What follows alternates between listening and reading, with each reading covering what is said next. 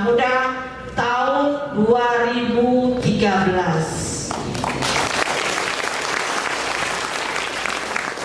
Kenapa saya bilang 2013? Supaya memang dengan adanya 3 tahun ke depan itu betul-betul udah menjadi pengusaha. Walaupun disebutnya pengusaha kecil, tapi pengusaha namanya. Walaupun hanya pengusaha, misalnya adik-adik cuma keripik pisang, tapi itu pengusaha. Nah, disinilah letaknya intelektual adik-adik nanti akan diasah bagaimana menjadi pengusaha itu. Nah, itulah yang bisa saya sampaikan kepada adik-adik semua dan para dosen. Bimbinglah mahasiswa kita. Kalau dosennya tidak mempunyai jiwa entrepreneur, makanya diadakan juga TOT, training entrepreneur untuk dosen, bagaimana menjiwai juga agar bisa membimbing mahasiswa kita ini menjadi pengusaha muda ke depannya. Mungkin kalau di UI udah punya center UKM-nya, nanti dengan fakultas universitas lain pun akan muncul center-center inkubator wirausaha baru. Mohon maaf sekali lagi kepada adik-adik dan dosen-dosen dan khususnya Pak Rektor. Saya juga mengucapkan terima kasih sekali lagi ke Universitas Indonesia yang mau menjadi tuan rumah kerjasama kita, karena ini yang terakhir. Kita udah 5 daerah yang kita jalani untuk pengembangan ini. Mudah-mudahan disinilah pusat munculnya wirausaha yang lebih banyak lagi dari daerah-daerah lain. Ke depan juga kita akan membina mahasiswa-mahasiswa kita terus berjuang supaya tidak mencari kerja. Terima kasih. Assalamualaikum warahmatullahi wabarakatuh.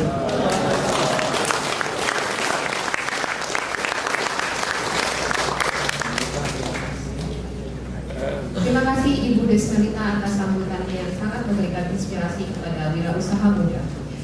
Selanjutnya kami memohon kesediaan Bapak Sandiaga Uno sebagai Ketua Komisi Tetap Usaha Kecil Menengah Kadin Indonesia yang akan mewakili Ketua Umum Kadin Indonesia untuk memberikan kata sambutan. Waktu dan tempat kami persilakan.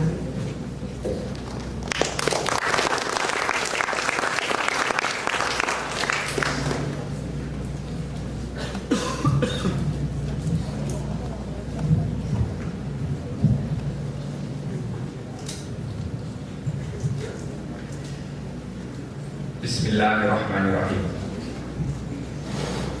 Kaum muda adalah kaum yang penuh kegelisahan.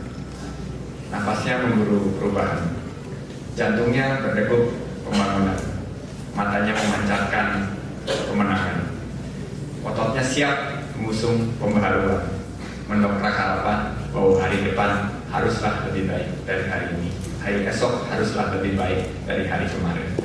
Kaum muda itu saya percaya telah hadir di antara kita pagi ini, siap membangun Indonesia, siap menjadi wirausaha, dan siap memimpin Indonesia.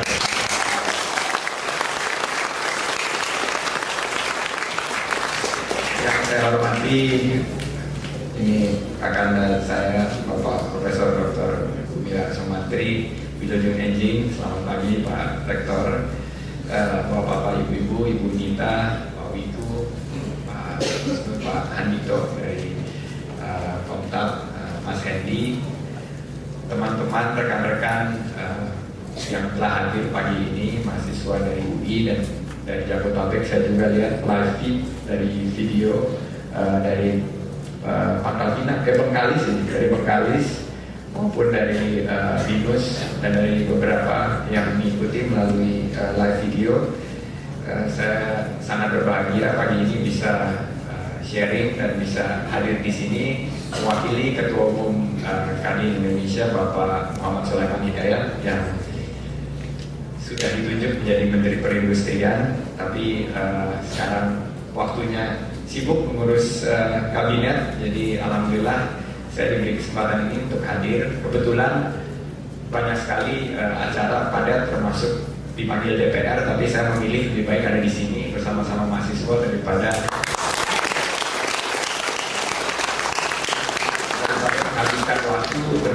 mengenai suatu konsep yang tidak jelas, tapi kalau wirausaha ini sudah pasti jelas, dan wirausaha ini adalah jawaban kita untuk sukses di tahun-tahun yang akan mendatang. Pertama, marilah kita mengucapkan puja dan puji syukur kehadirat Allah Subhanahu wa Ta'ala, karena atas rahmat dan karunia-Nya kita masih bisa diberi kekuatan dan insya Allah kesehatan untuk menghadiri workshop ini yang rencananya akan makan waktu sampai 1 hari.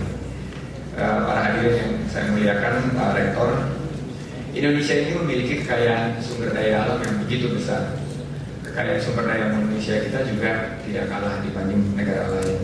Sekedar pembanding, kalau kita lihat ini ceritanya terus berulang-ulang adalah perbandingan kita dengan Singapura dan Jepang. Singapura dan Jepang itu adalah miskin kekayaan alamnya, tenaga kerjanya, tapi bisa membangun dan mengemas kemiskinan sumber daya alam tersebut menjadi suatu kompetensi yang sudah dikenal di dunia luas. Tingkat kemakmurannya tinggi dan kesejahteraannya tinggi. Nah, ini ironis dan ada pertanyaan yang paling mendasar. Kami di dunia usaha di Kadin juga suka berdebat permasalahan ini, bahwa apakah sumber daya alam kita ini atau sumber daya alam di dunia ini adalah merupakan kutukan buat kita. Karena banyak konsep yang dikenal sebagai oil curse atau resources curse, di mana negara-negara seperti Irak, Nigeria, Venezuela terkenal negara yang sangat kaya sumber daya alam, tapi pada satu saat dia pernah atau sedang mengalami periode miskin atau periode melarat. Ini yang selalu menjadi di benak kami itu menjadi sesuatu yang sangat intriguing atau sangat dilematis. Nah, jawaban terhadap pertanyaan tersebut beragam dan belum ada ujungnya di diskusi mengenai oil curse atau resources curse ini. Dan saya tidak mau masuk ke dalam dilema tersebut. Tapi kami di dunia usaha, terutama di Kadin, yakin bahwa individu atau suatu kelompok masyarakat dan tentunya society yang mendukung, termasuk akademia, institution of higher learning, akan mendorong pertumbuhan ekonomi kalau mereka memiliki jiwa wirausaha atau jiwa yang kalau kita kenal bahasa kerennya atau bahasa Sundanya entrepreneurs. Ini karena Pak Rektor dari Sunda, jadi saya banyak pakai bahasa Sunda. Entrepreneur, institution of higher learning.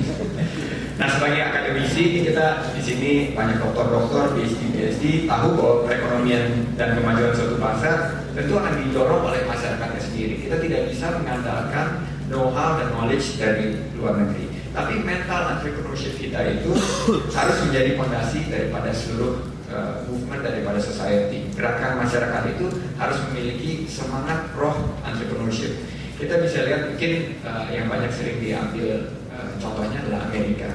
Amerika ini salah satu negara yang tingkat entrepreneurship-nya atau tingkat jumlah entrepreneur dalam society itu paling tinggi. Kalau nggak salah 7%. 7% daripada populasi mereka itu adalah berprofesi sebagai entrepreneur. Dengan jiwa entrepreneur yang tinggi, akhirnya banyak pengusaha lahir, dan pengusaha lahir mereka bisa naik kelas dari pengusaha mikro jadi pengusaha kecil, dari pengusaha kecil jadi pengusaha menengah, dan akhirnya menjadi perusahaan besar.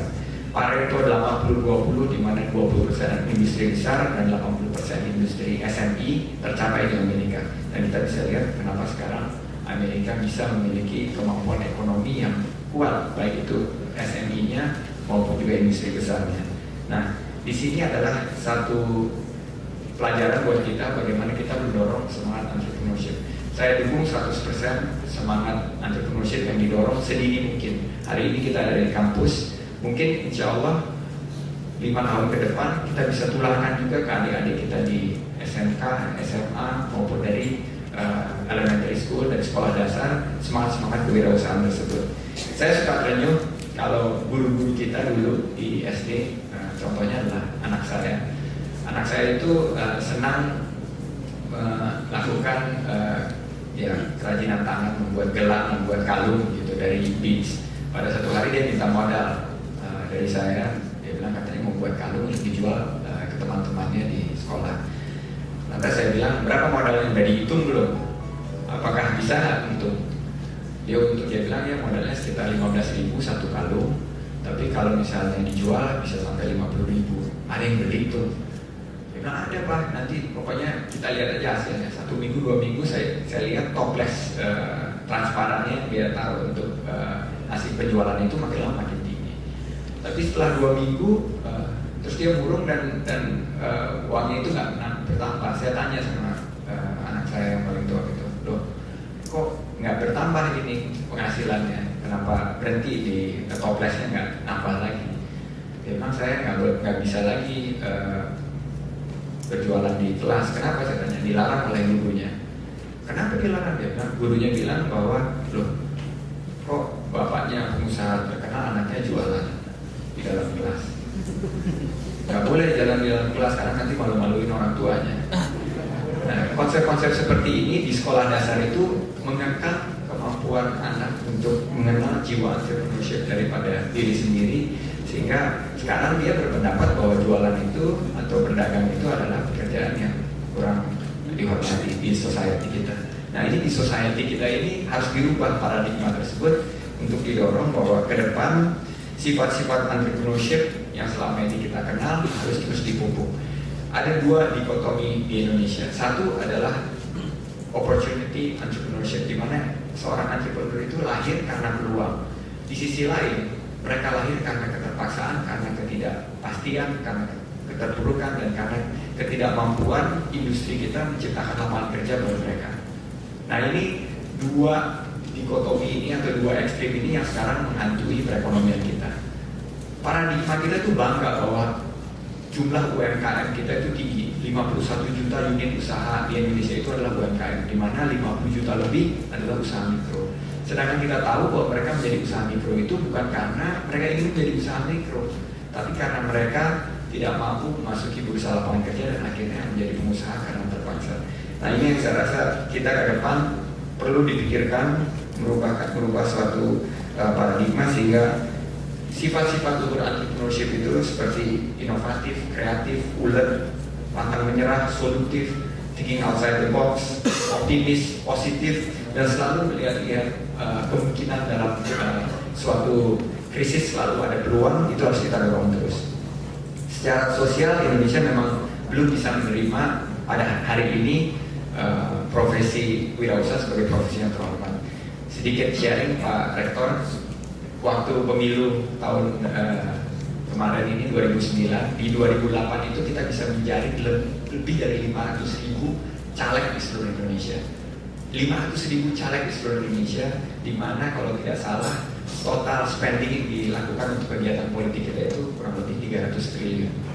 Nah, kita menjaring pengusaha selama 60 tahun kita merdeka aja sekarang adalah 0,18%, itu datanya Pak Ciputra. 0,18%, berarti itu kurang dari 400.000. Caleg aja 500.000 dalam 1 tahun. Jadi membuat pengusaha selama 60 tahun hanya bisa 300.000. Jadi ada suatu degradasi yang sistematis yang saya rasa perlu dipikirkan dari teman-teman di sini, bagaimana ini kita rubah suatu paradigma menjadi yang lebih positif. Kita bisa belajar nama-nama besar seperti Bill Gates, Microsoft, Larry Page, Sergey Brin, dan lain-lain. Mereka ini adalah suatu entrepreneur yang bisa kita lihat bagaimana mereka bisa struggle, bisa bangkit, dan bisa sukses ke depan.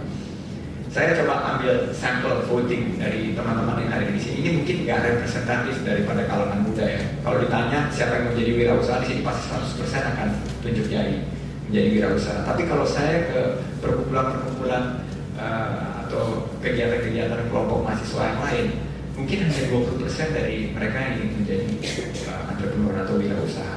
Dan kalau saya ambil sampel lagi 5 tahun berikutnya, pertanyaan mereka, antara mereka bertanya kepada salah satu di antara temannya adalah, sekarang bekerja di mana?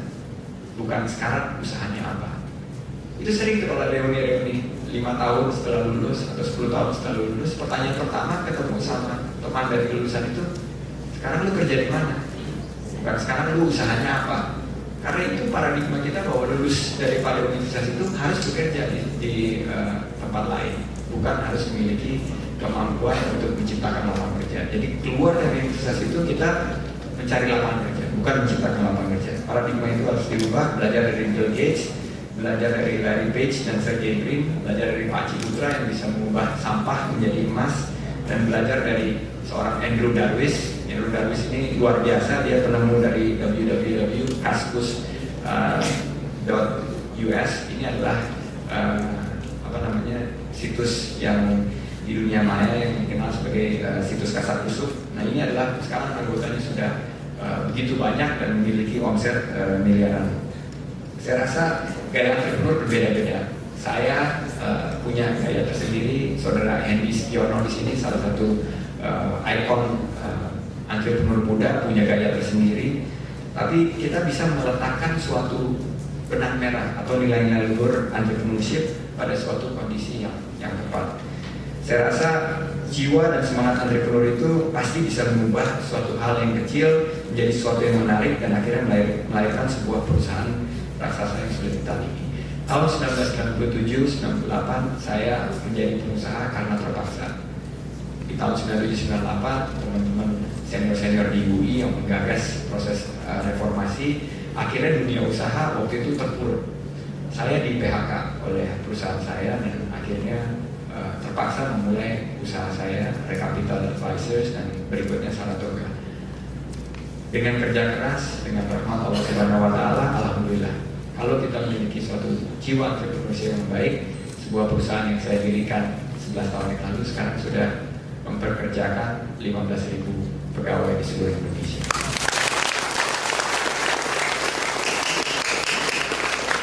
Nah, saya rasa saya ingin menggoda dari teman-teman di sini. Pasti masih jaga-jaga gitu kan, ikut training kewirausahaan. Tapi sembari mengikuti training kewirausahaan juga menyiapkan CV, resume. Kali-kali nggak jadi wirausaha itu kita melamar kerja gitu. Saya tantang hari ini, bakar itu kurikulum vitae, bakar robek itu resume.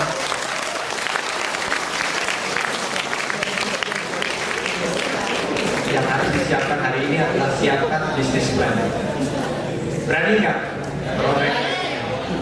Berani nggak bakar CV-nya? Hari ini kita siapkan bisnis plan. Apa usaha yang akan kita kerjakan? Begitu lulus sekolah, begitu lulus dari universitas. Tapi jangan ada yang drop out ya. Lulusin universitas, selesaikan kewajiban, sandang itu benar karena gelar itu adalah kebanggaan kita. Dan setelah itu memulai usaha dengan bisnis plan. Ini udah ada bantuan daripada teman-teman dari Dikti dan Dignas untuk memberikan permodalan. Gunakan jaringan. Jadi jangan pernah berpikir bagaimana kita mencari pekerjaan setelah lulus, tapi gimana kita menciptakan lapangan kerja. Dan dengan itu semua saya rasa permasalahan bangsa kita mengenai ekonomi, bagaimana kita mencoba mengurangi kemiskinan, mengurangi pengangguran itu bisa terjadi. Ini angka-angkanya staggering number, angka-angka yang betul-betul sangat-sangat mengganggu pikiran saya. Pengangguran terbuka 10 juta, penduduk miskin 36 juta. Angka angkatan kerja bertambah setiap tahun dan fakta menunjukkan 700.000 pengangguran akan bertambah dari 300.000 lulusan sarjana setiap tahun. Itu kan angka-angka yang staggering, itu angka-angka yang besar sekali gitu. Kita harus rubah tren ini. Tanpa ada perubahan tren ini, kita tidak akan mampu bisa mencoba mencapai pertumbuhan ekonomi yang berkelanjutan dan pertumbuhan ekonomi yang memiliki dasar-dasar kuat. Saya rasa kalau dari yang hadir di sini mungkin ada 100 atau 200 dan yang mengikuti di telemedia punya keinginan untuk berusaha, paling tidak bisa mempekerjakan 2, 3 sampai 4 orang. Alhamdulillah nilai-nilai tersebut, yang angka kemiskinan, angka pengangguran pasti akan turun. Stakeholders UI yang saya banggakan, Pak Rektor yang saya cintai, saya banggakan dan saya selalu hormati. Ini adalah kesempatan kita. Moment of truth-nya ini adalah di tahun 2009 ini. Di tahun 97-98 saya memulai usaha. Alhamdulillah 11 tahun berikutnya saya sekarang berada di sini. Ini sekarang kemarin kita krisis di 2008. Kita Indonesia alhamdulillah masih bisa berdiri tegak. Saya rasa kita akan bisa gunakan moment of truth yang sekarang menciptakan entrepreneur muda. Mimpi saya dan mimpi kami di Kadin adalah dalam tahun 2020 ada 4 juta entrepreneur yang lahir dari proses training maupun dari proses pendidikan kewirausahaan di mahasiswa. Karena dengan angka 4 juta pengusaha di seluruh Indonesia, saya yakin niat Indonesia untuk masuk 5 besar kekuatan ekonomi di tahun 2050 bisa tercapai, dan visi Indonesia di tahun 2030 untuk mencatatkan 5 perusahaan yang sebagai Fortune 500 bisa tercapai. Jangan pernah takut mencoba, mulailah dari sekarang. Kalau tidak sekarang, kapan lagi? Kalau tidak mulai dari kita, siapa lagi? Kita bisa memulainya dari bidang yang paling kita sukai dulu. Apa bidang yang kita pilih? Kalau saya suka dengan investasi dan keuangan, Mas Hendy karena badannya besar suka makan, dia bikin babak rapi. Saya suka investasi dan keuangan, saya mulai usaha di dalam investasi dan keuangan. Bisa mulai di bidang apa saja. Musik, tadi bicara mengenai ringtone, animasi. 60% dari produk animasi di dunia adalah dihasilkan oleh talenta Indonesia. Itu adalah industri kreatif yang terus kita bawa. Akhirnya dulu Pak Rektor, jadilah pengusaha-pengusaha yang tangguh, memiliki daya saing tinggi, pengusaha mampu yang bukan hanya jago kandang, tapi juga bisa bersaing di pasar global. Saya dan Kadin, terutama segenap bangsa Indonesia akan sangat bangga jika satu saja di antara teman-teman mahasiswa di sini yang bisa menjadi pengusaha berskala internasional dan menjadi pemain global, dan saya rasa itu pasti bisa, insya Allah. Entrepreneur, seorang entrepreneur itu bukan sekedar bisnis dan mencari keuntungan atau kita sebut sebagai economic animal, bukan. Entrepreneur itu adalah jiwa, entrepreneur itu adalah gaya hidup, entrepreneur itu adalah senantiasa memberi solusi bagi orang di sekitarnya. Kita harus memberi suatu nilai positif dan kita harus terus mendukung pembangunan bangsa ini. Bangkitlah, jadikanlah Indonesia bangsa yang mandiri, bukan bangsa yang terpuruk dan bangsa yang sibuk mengurusi problema, tapi bangsa yang memiliki kesejahteraan untuk setiap warga negara yang melalui keadilan dan kesetaraan. Dengan jiwa entrepreneurship, saya yakin 100% aku yakin bahwa Anda dapat membawa perubahan besar, bukan saja bagi Anda, tapi bagi seluruh bangsa kita. Salam wirausaha, billahi taufiq wal hidayah. Wassalamualaikum.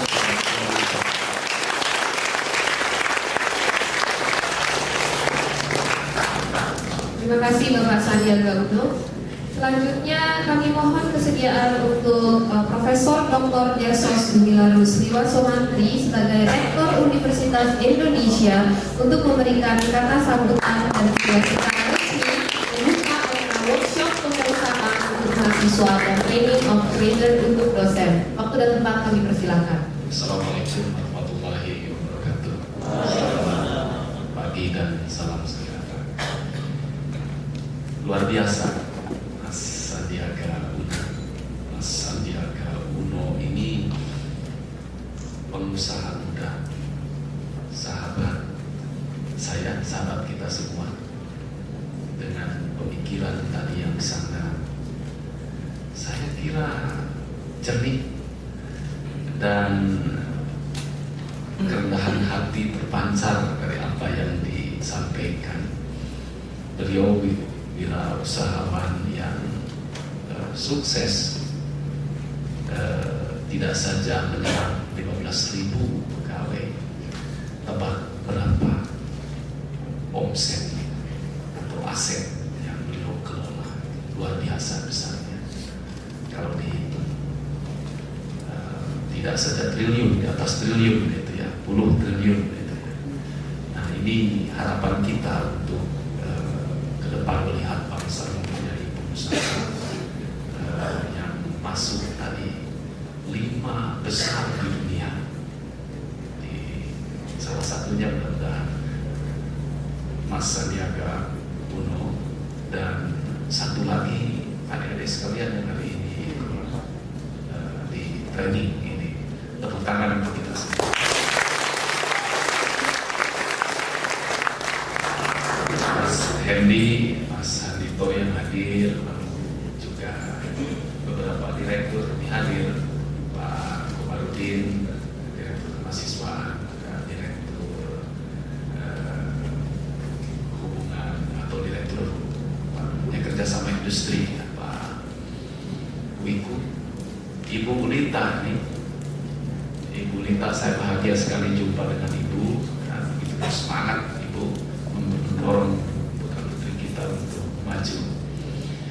Dan juga anak-anakku sekalian yang hadir di sini yang saya cintai, para peserta melalui teleconference di 16 perguruan tinggi menyimak apa yang disampaikan Mas Sandiaga Uno. Kalau saya tadi melihatnya bukan sambutan, itu sebuah keynote speech yang sangat tajam dan penting. Nah, saya di sini hanya mau menggarisbawahi apa yang disampaikan oleh beliau yang luar biasa, agar anak-anakku sekalian tidak lupa. Nah, beliau tadi mengatakan bahwa bisnis itu seringkali dinilai atau dilihat sebagai hal yang kurang positif di dalam masyarakat kita. Apa yang disampaikan Mas Sandiaga Uno mengingatkan saya pada sebuah buku atau artikel yang ditulis oleh Purniko, sudah lama, tulisan lama, tahun 80-an. Di sosiologi Southeast Asian Societies, editornya Profesor Hans Dieter Evers. Katanya begini, di masyarakat Indonesia masa lalu memang ada kerajaan-kerajaan, terutama kerajaan pedalaman di Jawa, berdatangan tentu imigran baru waktu itu, dan sudah ada imigran yang lama dari kawasan Tiongkok. Para imigran yang baru ini tidak mempunyai tanah, tapi mereka harus survive. Nah, pertanian itu dimasuki oleh orang-orang pribumi, dan orang yang mempunyai tanah, bertani, memberi upeti pada istana, itu yang dianggap tinggi statusnya. Pedagang waktu itu adalah pendatang yang tidak mempunyai apa-apa. Dia keliling menjajakan gerabah. Oleh karena itu, secara sosiologis itu dilihat sebagai pekerjaan yang rendah. Jadi bisnis itu, trading itu something be despised. Jadi sesuatu yang ditolak secara kultural di masyarakat kita. Tapi kan sekarang eranya berbeda, baru. Ini saya akan masuk ke poin kedua, contoh putri beliau Ananda tercinta, kreatif itu membuat kalung untuk dijual. Anak-anakku sekalian, ini apa artinya? Secara ilmu pengetahuan ini dijelaskan dengan sebuah kesimpulan bahwa menjadi seorang entrepreneur, orang yang terjun pada bisnis, itu tidak ditentukan oleh genetik. Bukan karena itu anaknya Pak Sandiaga Uno, bukan karena dia dari etnik Minang, bukan karena saya dari Tasikmalaya, banyak tukang kredit, maka entrepreneur.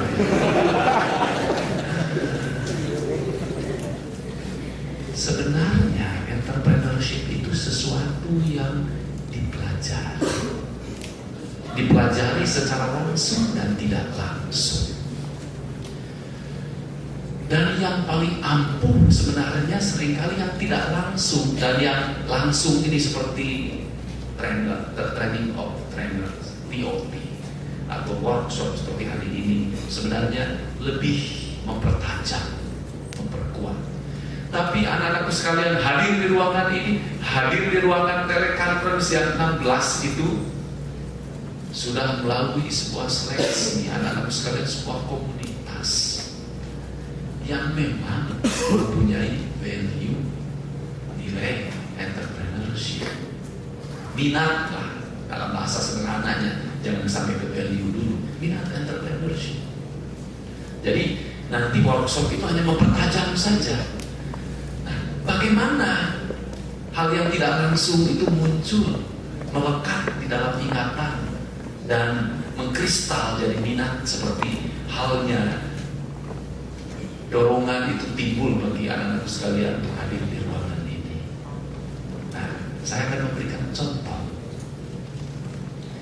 Waktu saya kecil, ayah saya bertanam, kemarin saya sampaikan di acara di Batam, bertanam bayam, bertanam kacang panjang, bertanam jeruk, dari jeruk mangse, jeruk licin, bertanam buah yang lain, nanas. Kalau sayuran dan buah-buahan itu sudah waktunya dipanen, ayah saya mengatakan, "Nah, ayo pergi ini berjualan keliling kampung." Waktu waktu itu saya mengatakan, ayah malu. Nah, karena jadi pedagang itu kan rendah. Oh nah, jangan malu. Kamu kan akan dapat uang.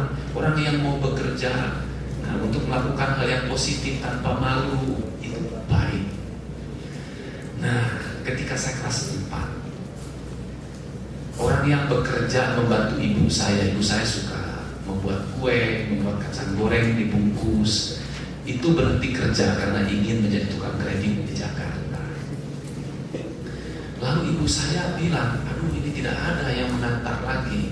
Saya waktu itu, Bu, saya saja pakai sepeda. Oh kamu mau? Mau, Bu. Dan tiap hari saya naik sepeda keliling kira-kira berapa kilo? Mungkin sekitar lebih ya 30 kiloan naik sepeda dari kampung ke kampung. Jadi datang ke warung kecil, si kue itu kan pakai plastik, dilihat ini yang 3 hari yang lalu tidak laku dibawa, kemudian taruh yang baru, dihitung yang laku berapa, terus kita dapat uangnya dari tukang warung dikumpulkan, lalu ke ibu saya di store dan sebagainya. Nah, lalu saya dapat bagian dan seterusnya. Pak Sandiaga Uno menjadi pengusaha seperti sekarang itu bukan karena gen diturunkan oleh ibundanya. Ibundanya itu orang Bogor. Ayahandanya saya kira seorang yang mempunyai wawasan visi entrepreneurship. Ibundanya entrepreneur. Secara tidak langsung beliau ada pengalaman-pengalaman di masa kecil itu yang diinternalisasi melalui sosialisasi dalam keluarga. Ananda, Pak Sandiaga Uno mengatakan, ayah, aku minta modal, ayah. Nah, karena dia menginternalisasi value di dalam rumah. Nah, sebagai contoh saya punya putra SMP kelas